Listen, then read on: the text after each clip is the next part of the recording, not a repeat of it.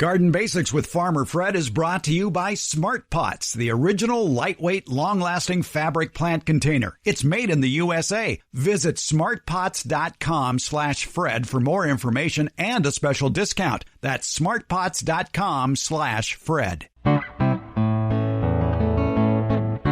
Welcome to the Garden Basics with Farmer Fred podcast. If you're just a beginning gardener or you want good gardening information, well, you've come to the right spot. Why is gardening so healthy for you? We explore that today with Dr. Laura Verich of FreshPhysician.com, who explains the health benefits of gardening and the healthier benefits of eating what you grow. And that includes some health benefits you may not be aware of, including breathing in and touching the soil itself. As we say so often on this program, the healthiest food you can eat is the food you grow yourself. Today, we find out more about how to garden your way to better health. We're podcasting from Barking Dog Studios here in the beautiful Abutilon jungle in suburban purgatory. It's the Garden Basics with Farmer Fred podcast, and we're brought to you today by Smart Pots. And we'll do it all in about, 40 minutes or so. Let's go. If you listen to this show for any length of time, you know that one of my founding principles is you grew it, now eat it. And the other founding principle, of course, is it all begins with healthy soil, because the healthiest food you can eat is the food you grow yourself, and the healthiest food you can grow comes from the healthiest soil. Today, we're going to concentrate more on you grew it, now eat it. And it's going to help you be a lot healthier. We are talking with the fresh physician, Dr. Laura Verich, born and raised in California, now in Florida. She practiced radiology at Stanford University for 10 years and then down in Florida. But she started noticing things, and she is now on a different path to make you healthier by what you eat. And Dr. Laura Verich, it's a pleasure to have you here on the program. And tell us about the switch. Why would you go from radiology into what you're doing now? Hey, Fred, so great to be here. Thank you so much. You know I've been a fan of the podcast and the newsletter now for a long time, and I'm just so pleased to be able to talk to your listeners a little bit today and to you.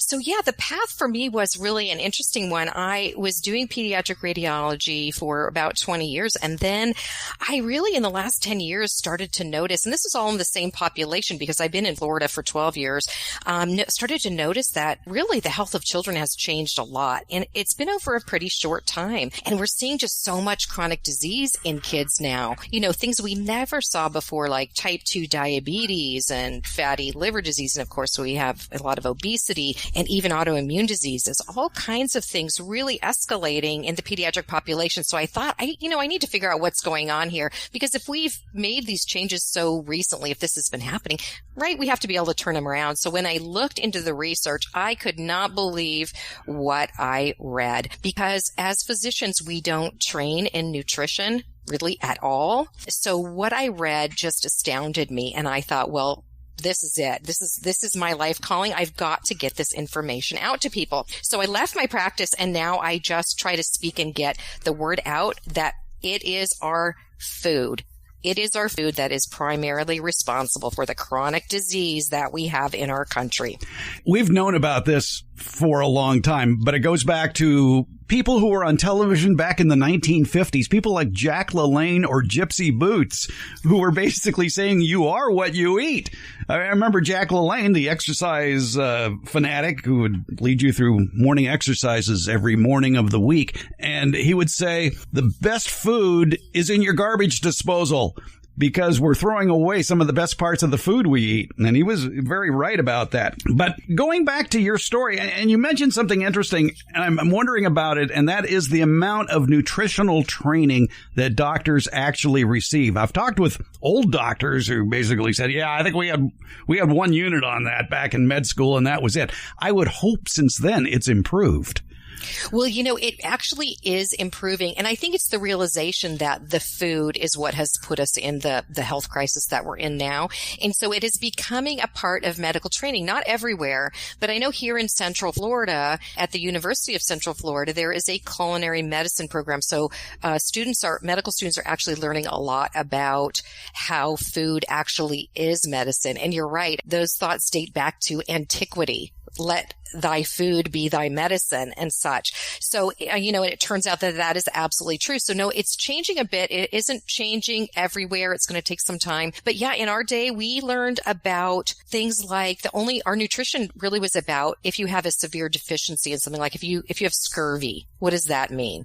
We don't see scurvy. That's not what we're talking about. So this is about how really important food is just for our overall health and prevention of these chronic diseases. And you mentioned that a lot. You talk about a lot in your newsletter that people can subscribe to for free at freshphysician.com. And in your last newsletter, you talked about protein and fiber and how we've kind of overdosed on protein and we've short-circuited fiber. The good news, to bring this back to gardening, is you can grow a lot of protein and fiber in your backyard. Yes, absolutely. And I think a really interesting thing there is that you're right. We in America are really totally obsessed with protein and getting more protein. And this is coming out of the media because we get about twice the amount of protein that we need in our diet. And we are the highest in meat consumption around the world. So yeah, we definitely are not protein deficient. And you talk to any physician, they'll tell you they've never seen a protein deficiency in our country. So that is not a problem. And we don't need to be adding excess protein. It's actually not great for us. And if we think about protein, usually we think about meat when we think about protein, or animal products as having a lot of protein. But it turns out that there are plenty of plant foods that have a lot of protein too. And they don't come with the side effects that we get, the bad side effects from eating too many animal foods, because they don't have saturated fat, a lot of saturated fat. They don't have cholesterol in them. They aren't raised with a lot of hormones that are going to get into our system. And so when we eat protein that comes from plant foods, we're actually eating a much healthier plant package. And some of the healthiest plant-based proteins that are out there, whole grains are one of those. For sure, tons of protein in whole grains. It's probably one of the highest sources. We usually also think about beans themselves, like shelling beans, are great sources of protein. And we can grow these in our garden. I'm growing right now some edamame and some cowpeas or field peas. And we can grow these in our garden and get lots of protein that way. So yeah, the protein is important. And when we think about the plant proteins, they come with positive side effects. And one of those, like you mentioned, is fiber. And we're just discovering how important fiber is. Now, fiber only comes from plant foods. Fiber the majority of it comes from the cell wall of the plant cell. So I know Debbie Flower could help us out with this. But so the fiber part of it is the cellulose that comes from a cell wall. And, animals don't have a cell wall, animal cells, if we remember back to biology. But this fiber that we used to think was just about being roughaged and clearing out our bowels, and that it didn't really do anything. It just passed right through us. But in recent years, and I know you know something about this, Fred, is we've discovered soluble fiber. So there is this type of fiber in our plant foods that can actually make a gel in our intestines, and it carries out it binds to and carries out things like cholesterol and even sugars. So it can help decrease heart disease and type 2 diabetes by getting this soluble fiber in, again, only from plant foods. So we get protein, but we get fiber along with it. And then one of the really interesting things, research is really exciting in this area right now, is about our microbiome. And some of your listeners may have heard about that. There are basically trillions of bacteria in our intestine. And why are they there? As humans, why would we have trillions of bacteria in our intestine? That's more bacterial cells than our cells of our own body. And the reason is because we have a symbiotic relationship. There's another term back from biology class, but we share things. We give each other things. So we give these bacteria a home, our body, and we give them food, this fiber from our plant foods. And they, in turn, break that fiber down and give us a whole bunch of healthy chemicals for our health. We would not have those bacteria there if they were not providing us something. And the things that they give us back are things like a particular nutrient called short-chain fatty acids. And we know that these are the healthiest chemicals ever described to fight disease. And again, only comes from plant foods. Plant foods, the fiber in them is broken down by these bacteria, and they make these short chain fatty acids that protect us against diabetes, obesity, heart disease, and on and on. And I think one of the most interesting things to know in an age in which we're all feeling anxious and depressed, and that's becoming kind of epidemic, is that those bacteria in our gut actually make, when they break down our fiber, they make up 95% of the serotonin in our bodies. Now, serotonin we use as an antidepressant. People can take it, but it is a hormone in our body. It's called the feel-good hormone. It protects us against depression and anxiety. And 95% of what's in our body comes from our gut, from those bacteria breaking down that fiber. So we can see how that fiber is so important. So yeah, we can get our protein, but let's get the fiber with it. Yeah, I think people are lucky if they're getting 15 grams of fiber per day in their diet when it really should be double that, about 30 or so. When it comes to what bacteria in your gut is doing with the fiber, are they using the insoluble fiber or the soluble fiber? Well, I think it's both. They are breaking down some of both from what I know. That is not extremely clear as to what it is, but the good news is it's usually in most of the foods we're eating, both of those are present. You know, anytime we're eating plant foods, we're getting some soluble and some insoluble fiber, but either way, our gut bacteria are extremely happy when we do that. And the interesting thing is that even for people who haven't in the past eaten a lot of plant foods, and maybe their gut bacteria are all wrong, because if we eat the wrong foods, if we eat a lot of ultra-processed foods and a lot of animal foods, we actually get a change in the bacteria, and this can happen within a few days. We start to get these different bacterial species, and they actually create harmful chemicals. So we know now this is a part of the reason why having too many ultra-processed foods and too many animal foods makes us sick. These bacteria produce things like hydrogen sulfide. I don't think we want that in our gut, right? And again, these can be changed really quickly. So if we start eating more plant foods, our bacteria change over within a few days to weeks, and suddenly we have these good bacteria that can pump out these healthy chemicals. There are a lot of high fiber foods that one can grow in their backyard. You mentioned a few of them, but as far as soluble fiber goes, and we've seen, as you mentioned, a lot of medical research on soluble fiber that shows that soluble fiber can help you out in a lot of situations, be it heart disease, diabetes, and it can lower blood pressure as well. It really is something that we have to consider. You also mentioned something about whole grain. And back when I had my little heart incident back in 2012, I'm so glad that there was a cardiac rehabilitation course that went along with the surgery, because I learned more about food in that cardiac rehabilitation class than I've learned any place else. And they basically just talked about healthier substitutes for the junk you're eating. And we talked about bread. And most people shop for bread in the bread aisle when they should be in the freezer aisle, because that's where you're going to find the true whole grain. And boy, that phrase gets tossed around a lot, whole grain, but you really want that entire kernel in place, or that entire, whatever it's called, in place for the most fiber. And really, if you just make one change like that, that can help a lot. Just instead of shopping for bread in the bread aisle, go over to the freezer aisle and look for frozen bread, healthy frozen bread. There's a lot of good labels out there. Obviously, if it's in the freezer, that means it's alive and it has a limited lifespan, whereas the foods on the shelf have a very limited lifespan. Oh, you got me going now, Dr. Laura Verich. Oh, I love it. I love it.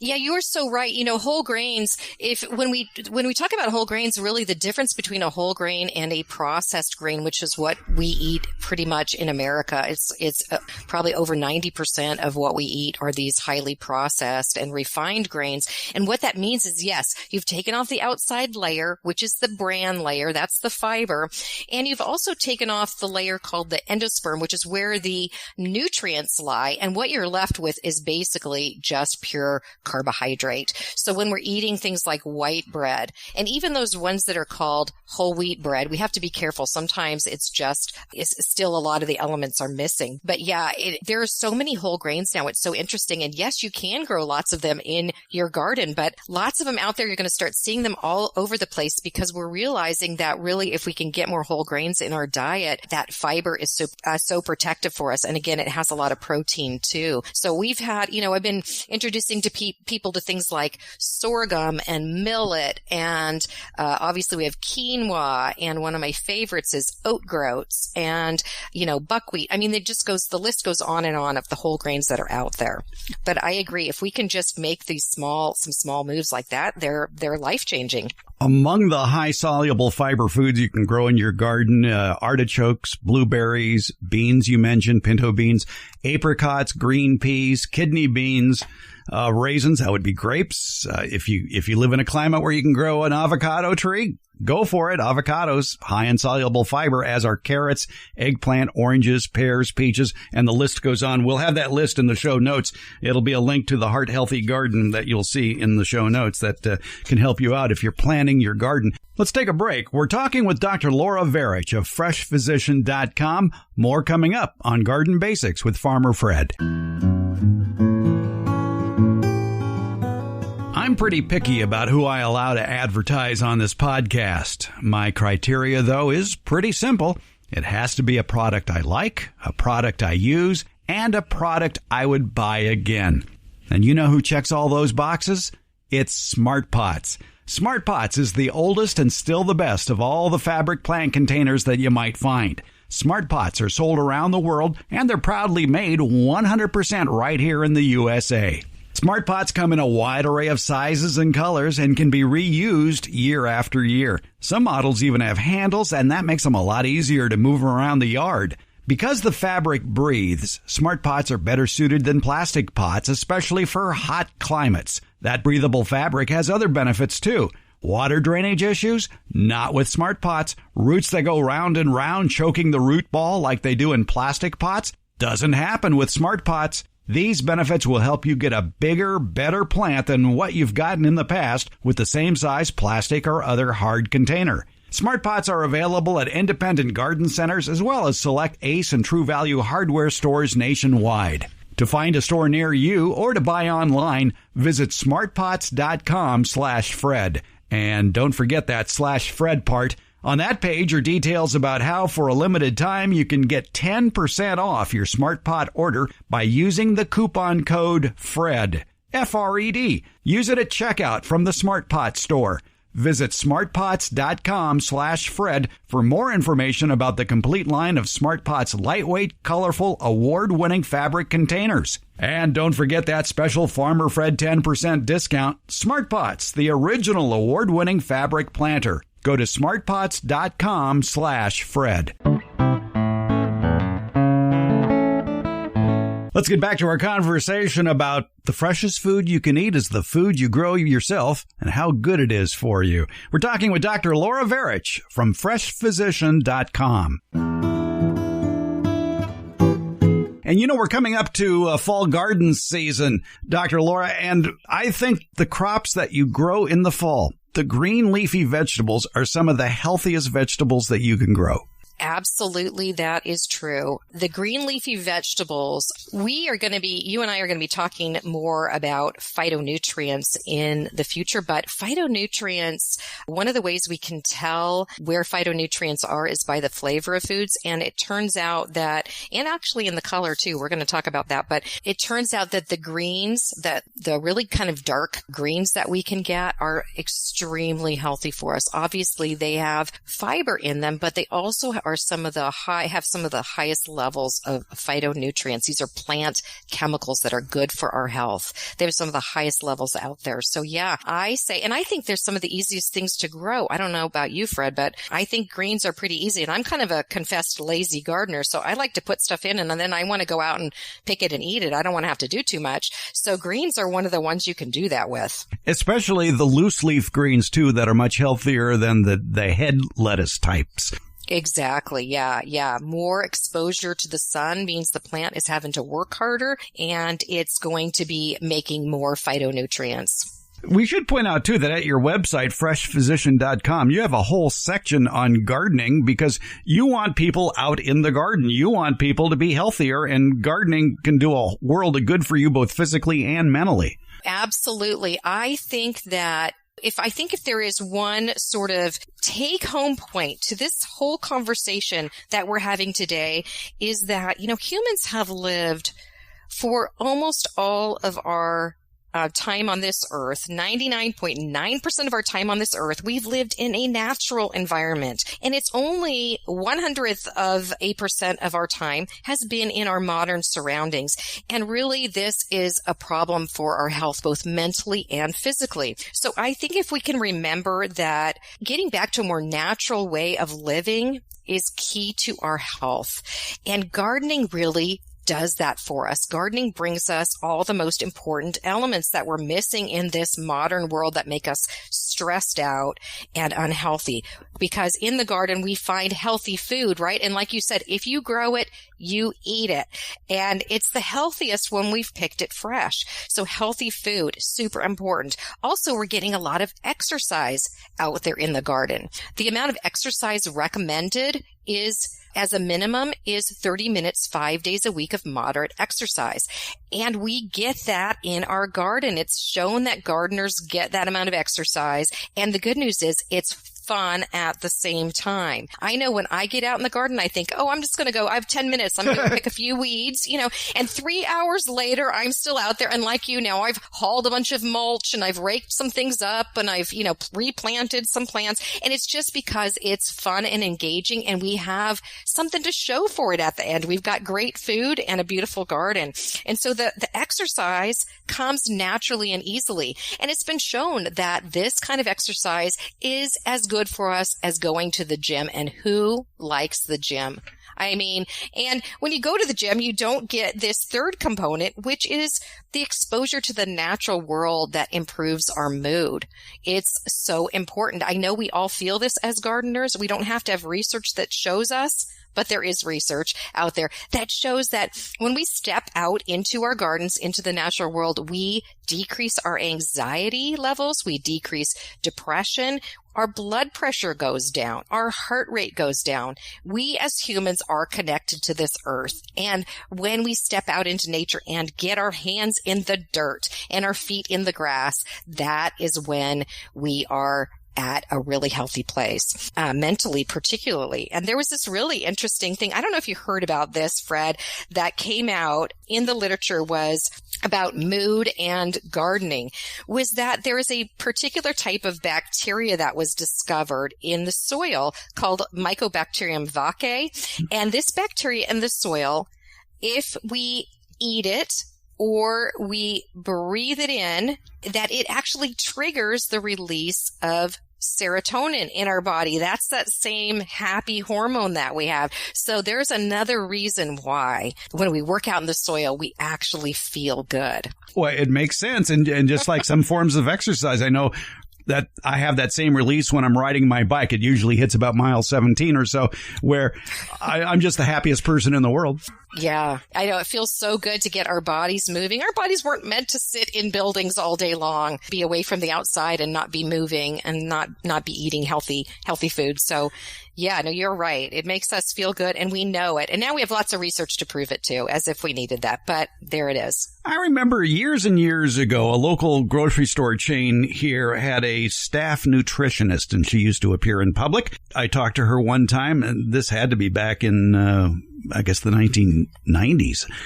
And she was talking about how colorful food is healthier for you. Choose a wide color palette when it comes to choosing your food. And I thought at the time, oh, that's interesting. But, time has proven that out, that actually colorful foods are better for you. Yeah. Oh, so true. So true. Yeah. We found out a lot about that. And again, this comes back to those phytonutrients, those plant chemicals. So if you think about a plant being out there in the world, the plant is literally rooted in the ground, right? So if a plant has something irritating it, like maybe too much UV light or something trying to chew on it, it can't react in the way that we could. It can't run and hide. So a plant makes chemicals for its protection. And some of those chemicals, we talked about a little bit that the bitterness in food is some of those phytochemicals. It's a way to tell that the phytochemicals are in the food is things that are really strongly flavored, but also things that are really strongly colored. That is protection against the UV light. So when a plant, if you find a plant that has, say you get a lettuce that has like maybe a red leaf lettuce where it has a bright or dark red tip on the lettuce, that lettuce has made a lot of phytonutrients. And we can look at the colors in foods to tell us that those different foods have lots of different phytonutrients. And it turns out there's hundreds to thousands of these different nutrients in each plant food. We can sort of discern which are in there and how we get a wide variety, because that's important to try to get a wide variety of these nutrients by eating lots of different colored foods.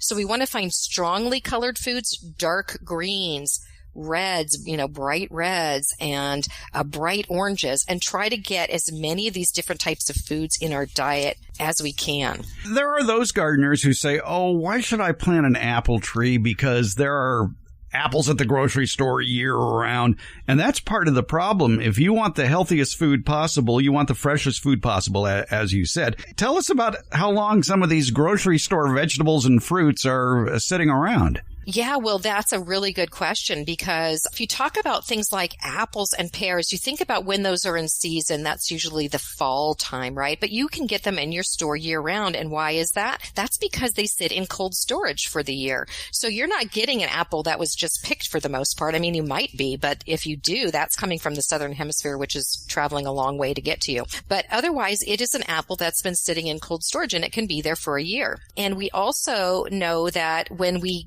freshly pick our food, that we have so much more nutrition in that food as compared to, say, even if we're getting food like maybe we do in California delivers most of the food around the country. You guys give us most of our food. And so even here in Florida, a lot of our produce is coming from California. And that can mean it's actually been up to 17 days since it was picked before somebody like me here in Florida will actually be eating it. And that was a study that came out of UC Davis that showed how many days it takes in transit, that it sits in distribution centers, and then it sits on the store shelf, and then it sits in your home, and then you finally eat it. So 17 days, and that's a long time. And what they've shown is that in that amount of time, you can lose up to 60% of the vitamin C in there.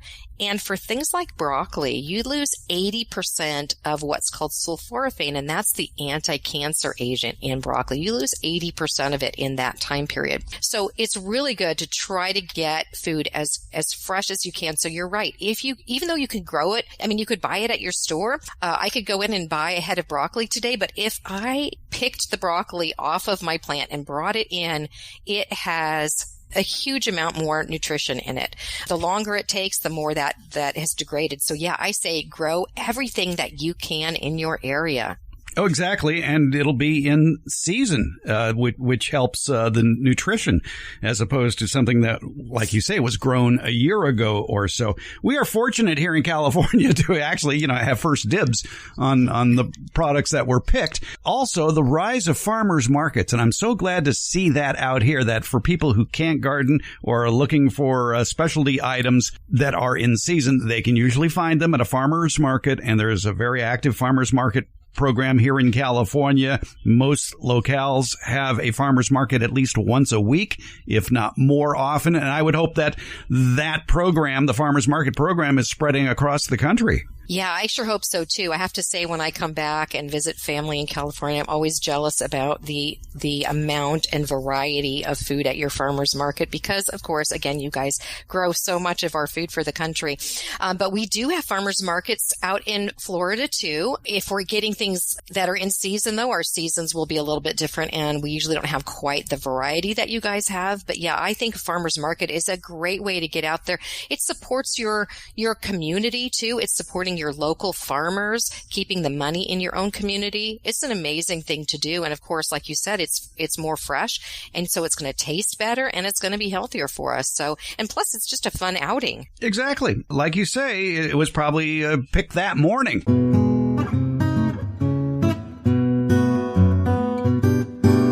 If you listen to our conversation with Dr. Laura Verich from freshphysician.com about healthy gardening, you heard the term phytonutrients. What are phytonutrients? Not only are they nutrients that protect the plant, they can protect you too. That's the topic for Friday's Beyond the Garden Basics newsletter and podcast. Dr. Verich does a deep dive into the phytonutrients that are in homegrown crops. Find a subscription link to the newsletter in today's show notes or visit our website, gardenbasics.net. That's where you can sign up to have the free Beyond the Garden Basics newsletter and podcast delivered to your inbox each Friday. Also at gardenbasics.net, you can listen to any of our previous editions of the Garden Basics podcast, as well as read a transcript of the podcast episode that you're listening to now. For current newsletter subscribers, look for all about phytonutrients in the next Beyond the Garden Basics newsletter. It's coming out the morning of Friday, September 16th. It'll be in your email. Take a deeper dive into gardening with the Beyond the Garden Basics newsletter. And it's free. Find the link in today's show notes or at gardenbasics.net. Let's get back to our conversation with Dr. Laura Verich from freshphysicians.com about why gardening is so healthy. Gardening is not only good for us, it also instills good habits in our children. Because if you're out gardening, chances are if you've got kids or grandkids, they're going to be right with you. Yeah, isn't that the truth? Yeah, I think that it sort of harkens back to my story of how I got started, but I really think that an important thing that we need to think about is how to get our kids more involved in healthy food, and a big part of that is growing it, because as you know, Fred, if you get kids out in the garden and they are helping to grow things, they are going to eat those things. Plus, we all know that the food tastes better when it's fresh, right? There's natural sugars in our plant foods that get degraded really quickly. And the fiber doesn't degrade, luckily. It doesn't degrade, but a lot of the nutrients do, and a lot of the taste ends up kind of getting more starchy, and we lose those natural sugars that make those foods so pleasing. So if we can get out there and grow anything with our kids, they're going to be more inspired to eat those foods. And I think it's just so important. It's going to protect them and protect their health also. Not only are children big fans of cherry tomatoes because they're so sweet and they're just the right size for popping in your mouth, you're a big fan of cherry tomatoes too. I am a big fan. One of the things we know about phytonutrients in plants also is that anytime a plant is in contact with the natural world, it's creating phytonutrients as protection. So again, these plant nutrients that are so good for us. And so actually the more surface area, the more skin or peel a plant has, the more compared to its volume, the more nutrients that we're getting. So the smaller the tomatoes are that you grow, the more nutrients they have. And it can be quite substantial, the difference. And I know this comes as sort of a disappointment to those people who want to grow those huge beefsteaks, but you do those just because they're gorgeous too.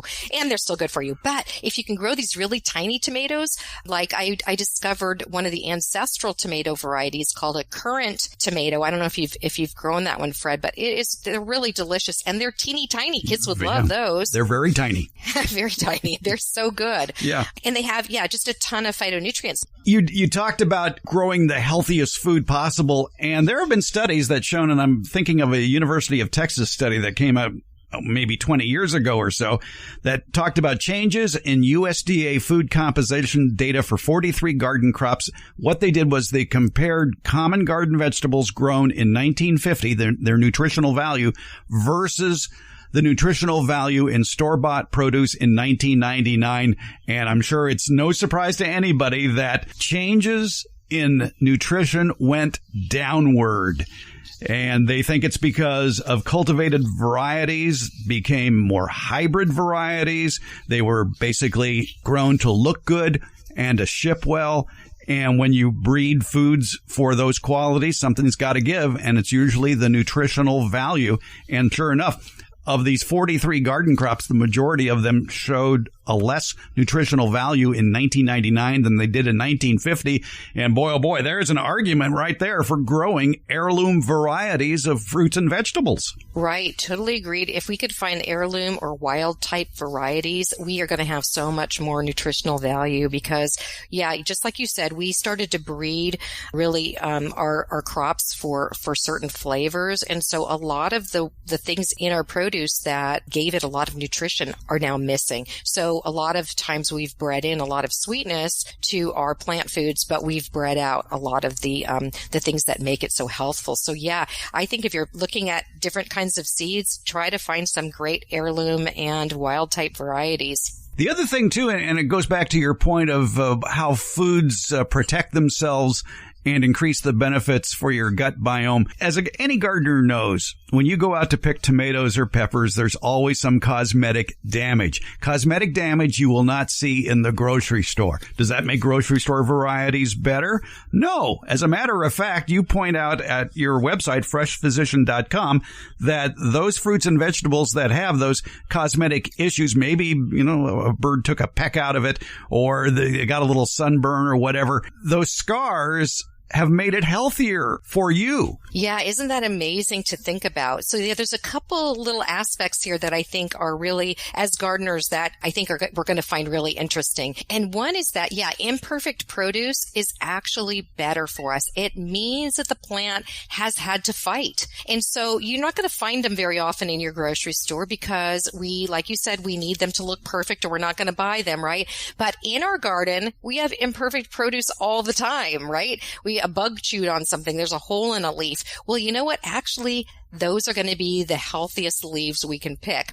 So yeah, we might have to cut a part off or tear a part off, but eating that produce, there's no reason not to cut off something that's a little bit bad and to eat the rest of it that is good. And again, anything that's been picked on a little bit is going to have a lot more nutrition in it. And this actually speaks also to organic produce. And I know probably most of us in our gardens, a lot of us are going to be trying to grow our produce more organically. And it's also been shown that compared to conventional produce, which, is a lot of pesticides are used, the organic produce has more nutritional value in it because, again, the plant has had to do some fighting. So it has had to battle bugs and on its own. It hasn't been fed a lot of fertilizers and sprayed with a lot of pesticides. And so our organic produce actually has a lot more nutrition in it. And, it's interesting because the other thing is where that the produce is contacting the world. So the skin or the outside portion of that is going to also have the most nutrients in it. So we don't want to peel our food.